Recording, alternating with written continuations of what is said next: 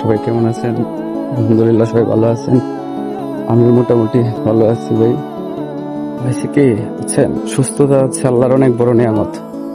যতক্ষণ মানুষের সুস্থ থাকে ততক্ষণ বোঝে না, যখন একটা দুর্ঘটনা হয়ে যায় তখন বোঝা যায় যে সুস্থতা আল্লাহর কত বড় নিয়ামত আর কত বড় ওনার দান সুস্থতা।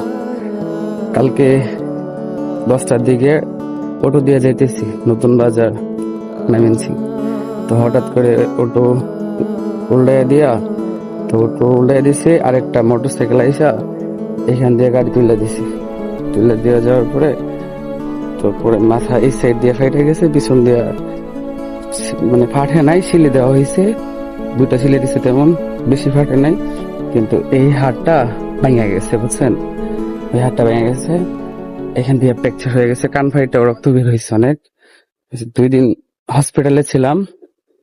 তো অনেক পরীক্ষা করার পরে বোঝা, ডাক্তারের সলিউশন দিল যে আস্তে আস্তে মাথার রক্ত যেগুলা যেটুক তো ফাটছে ওইটা তো বন্ধ হইতে হইতে অন্তত ট্রিটমেন্ট করাইতে হবে। ট্রিটমেন্ট করানো অবস্থায় যদি ভালো হয় তো হইলো, আর না হইলে আস্তে আস্তে পিছনে যা মানে আজ থেকে পিছনে যা কিছু হয়েছে, যে আমার বাপ ভাই যা আছে এভরিথিং, ওসব সবকিছু আস্তে আস্তে